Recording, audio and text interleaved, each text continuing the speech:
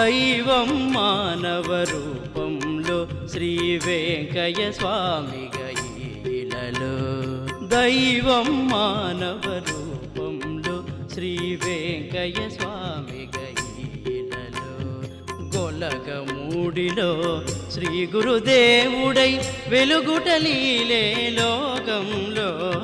దైవం మానవ రూపంలో శ్రీ వెంకయ్య స్వామి గైలలో